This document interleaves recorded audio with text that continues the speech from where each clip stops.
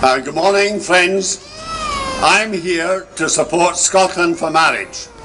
I do so because of the proposals for same-sex marriage place our disintegrating society in jeopardy. Now, why is that? Firstly, there is no demand from the Scottish people. What are the facts? The Civil Partnership Act came in 6 years or so ago. The take-up has been minuscule. Since then, there have been 175,000 marriages, compared with 3,300 civil partnerships, and that's a mere 2% of the population. There are only 450 civil partnerships a year, and it's a declining figure. Yet on this preposterously tiny minority, the arrogant gay rights lobby thinks to establish another equality beachhead, regardless of whether this will be destructive of society. Think again. Scottish politicians have to choose between political correctness and the people. We are on the side of the people. If the supporters of same-sex marriage are so confident, let's have a referendum and let the people decide. Absolutely. Secondly, has the Scottish Government given any thought to the future of our society? Marriage is primarily for the procreation and upbringing of children. Yes. In the consultation document, there is no sign that any consideration has been given to the impact of gay marriages on traditional marriage, or as the Scottish Government consultation document so charmingly describes it, opposite-sex marriage. They wrote that. It's a civil service document. It's official, and I don't approve. What if the end product is a wholesale flight by heterosexuals who perceive marriage to be tainted? Has any what-if analysis been carried out? And I say this, you should not pull out a cornerstone of society without thinking of the consequences. Thirdly, and this is something that's been overlooked, what about the distress caused to married folk by this change? Now, I normally expect apathy from the public. Having been a politician, I've experienced it. But during my minor notoriety a month ago, I was met by a lady. She declared herself to be a Christian. Not churchy, she said, and not bothered about homosexuality, that's for them. But she said, brandishing her wedding ring, I have been married for 44 years. I am proud of this ring. With it, I have brought up my children. If gay marriage comes in, this ring comes off. I shall not have it shamed. Lastly, a paradox. If the Scottish Government wants the Scottish people to vote for independence in a referendum, why is it going out of its way to alienate so many Scots in the Christian and Muslim communities? As a veteran politician, it is obvious to me that the government is now in a political hole. My advice is simple. Forget about the done deal with the Tory Liberal coalition in London. They are not on your side. Scotland is not London, and as you will find, Scotland is for marriage.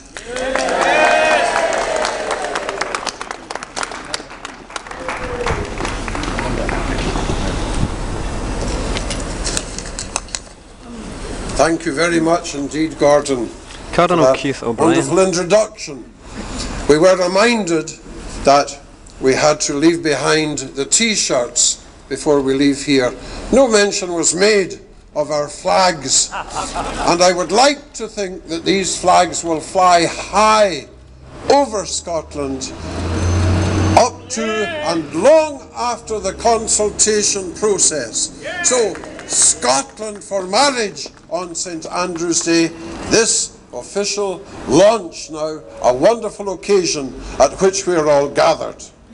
And I know we're near the end of the Scottish Government's 14-week consultation on same-sex marriage.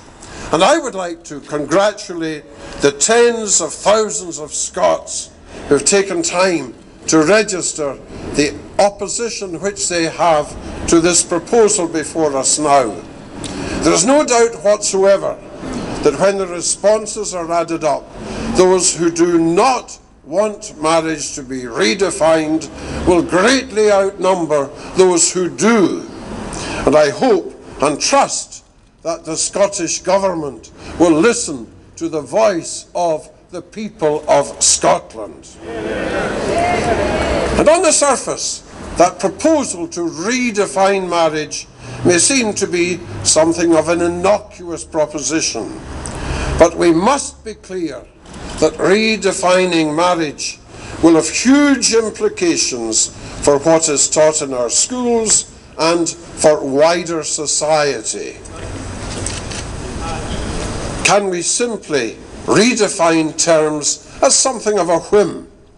Can a word whose meaning has been clearly understood in every society throughout history suddenly be changed to mean something else?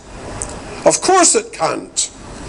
Yet when Scotland's politicians suggest that they might jettison the established understanding of marriage and subvert the meaning set out in Article 16 of the Universal Declaration on Human Rights as a relationship between men and women, the response from the political world seemed meek and seemed muted.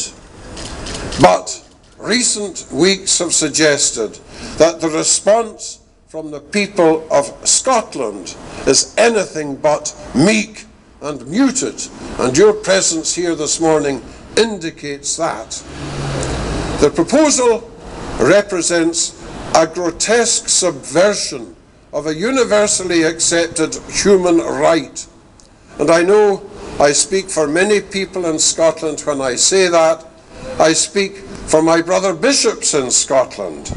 And this very day in Glasgow, my brother Archbishop Mario Conti will be preaching in line with myself in his cathedral in Glasgow, and shortly after the conclusion of this gathering, I will be preaching on the same subject in my own cathedral here in Edinburgh. There's no doubt that as a society we've become blasé about the importance of marriage as a stabilizing influence and less inclined to prize it as a very, very worthwhile institution. It has certainly been damaged and undermined over the course of a generation. Yet marriage has always existed in order to bring men and women together so that children born of those unions will have a mother and a father. Yes. As an institution, marriage long predates the existence of any state or any government. It was not created by a government and should not be changed by a government. And instead, recognizing the innumerable benefits which marriage brings to society, they should act to protect and uphold marriage rather than attack or dismantle marriage. And at the heart of this debate, however, there's one perspective which seems to be completely lost or ignored. What about children? And it's wonderful to see children here with their mother or father or both today. All children deserve to begin life with a mother and a father. And the evidence in favour of the stability and well-being which this provides is overwhelming and unequivocal. The Universal Declaration on Human Rights is crystal clear when it says marriage is a right which applies to men and women, and goes on to say the family is the natural and fundamental group union of society and is entitled to protection by society and by the state. This universal truth is so evident that it should not really need to be repeated. If the Scottish Government attempt to demolish a universally recognised human right they will have forfeited the trust which the nation, including peoples of all faiths and no faith, have placed in them, and their intolerance will shame Scotland in the eyes of the world. Yes! I would say that here, we and so many others who can't be here, but have signed petitions, have written letters to the Scottish Government, we will continue to preserve, to protect, and to defend the institution of marriage. And we urge everyone in our country to unite in support of Scotland for marriage. Cardinal Keith O'Brien.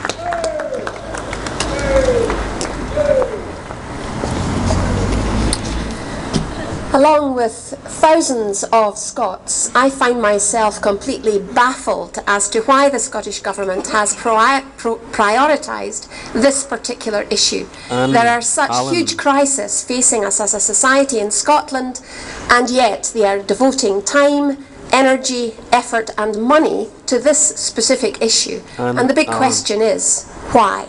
Why, when it affects so few people, and in fact so few people worldwide? There are 198 countries signed up to the United Nations, and of those only a small 10 have explored the issue of same-sex marriage. And already these countries, those who have legitimised same-sex marriage, have run into huge difficulty. Canada in 2005 legitimised same-sex marriage. And already there are current cases in their law courts where consenting adults who want to live in polygamous relationships are seeking a validity for that. And why not? If they have already undermined and redefined marriage, what's to stop polygamy being made legal there and wherever we redefine marriage? In Mexico City, 2 years ago, they legalized same-sex marriage, and already the mayor in that city is bringing forward legislation for temporary marriages. Marriages that will only be expected to last 2 years. Can you imagine the fallout for people, and particularly children, if that goes ahead? Is this the kind of scenario that you and I want for modern Scotland? A continual changing of moral goalposts and continuing legal challenges. It's a morass of difficulty. And in it all, the people who will suffer most are the most vulnerable, and that is children. And Cardinal Winning has already referred to children and their importance. And as a former teacher, I am really concerned as to what is going to be taught in our schools if marriage is redefined. Children are going to be told that the same label is given to relationships which are entirely different. Heterosexual traditional marriage is very different from same-sex union, and people in same-sex union would admit that. There are different components and there are very different outcomes. One has the possibility for creativity and the production of children, one does not. And yet we're going to tell children that these relationships have the same name. They are all called marriage.